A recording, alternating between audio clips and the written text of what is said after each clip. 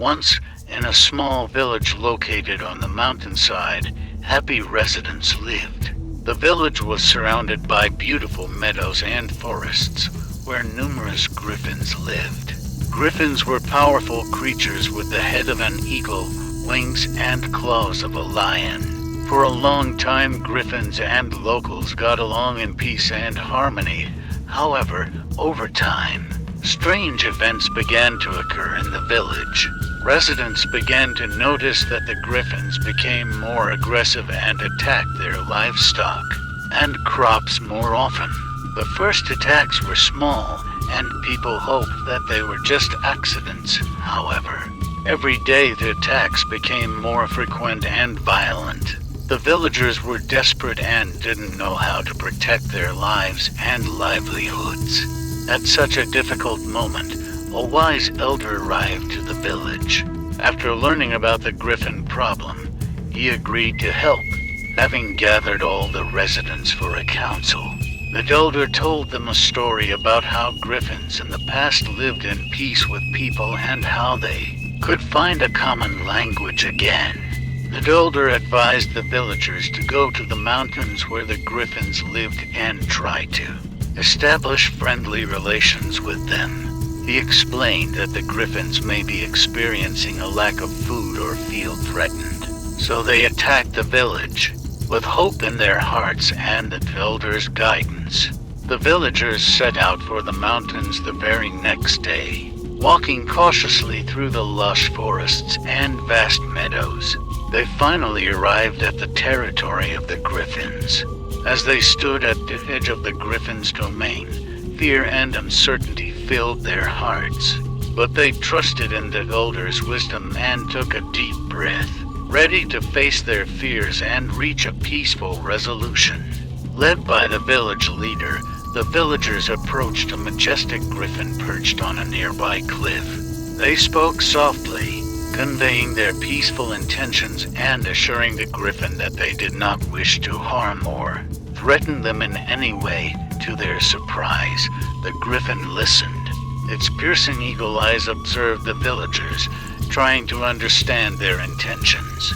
Sensing their sincerity, the griffin let out an echoing roar, neither aggressive nor defensive.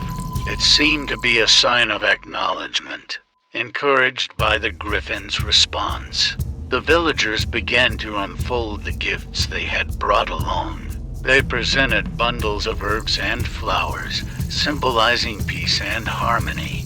They also offered baskets of fresh fruits and vegetables, representing their willingness to share their resources with each gift presented. The tension began to slowly dissolve. The griffins seemed curious, their savage nature slowly giving way to curiosity and acceptance. They cautiously approached the villagers, sniffing at the offerings and observing them closely. Days turned into weeks, and the villagers tirelessly remained in the mountains, persisting in their efforts to bridge the gap between humans and griffins. They shared stories, played music, and even danced together, building trust and understanding. With time, the griffins began to reciprocate the villagers' gestures of goodwill. They protected their livestock from other predators, never again resorting to attacking them. They also refrained from raiding the villagers' crops, finding sustenance in the abundant reserves of the untouched forests and meadows. As days turned into months, the relationship between the villagers and griffins deepened. They learned each other's languages, not using words but rather gestures, expressions, and the emotions they shared. The griffins became the guardians of the village, watching over it with a newfound sense of duty. In this alternate version of the story, and beknownst to the villagers, the griffins have indeed changed their intentions. They were tired of the peaceful coexistence they once enjoyed, and secretly cherished the desire to create a world where people would be in constant fear and under their control. When the villagers went back to the mountains to continue to establish friendly relations, the griffins watched them from hidden perches. Their predatory instincts awakened with malicious intent. They saw this as an opportunity to manipulate gullible villagers and exploit their vulnerability, pretending to be receptive to the peaceful gestures of the villagers. The griffins played along with them, behaving friendly and accepting offerings.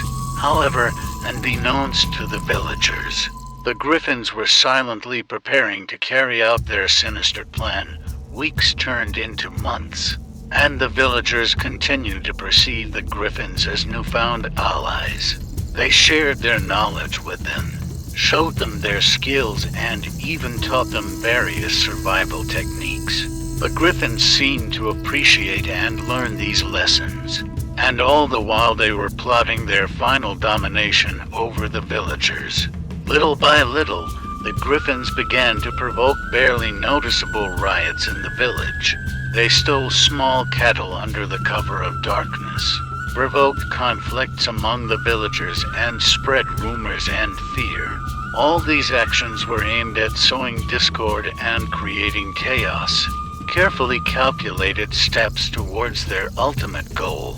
As the villagers' trust in the griffins waned, they began to notice the manipulations going on around them. They became increasingly vigilant, trying to uncover the truth behind the griffins' seemingly benevolent behavior. One brave villager named Maya noticed various patterns and became suspicious of the griffins. She began a personal investigation, delving deeper into the true intentions of the griffins. Her discoveries painted an ominous picture, revealing a conspiracy of griffins to subdue people and establish their dominance. Armed with this newfound knowledge, Maya rallied the villagers, urging them to unite and fight back against the griffins' plan. Together they devised a plan to expose the griffins and protect their village from their evil grip. In a tense confrontation, the villagers confronted the griffins, revealing that they knew about the griffins' ulterior motives.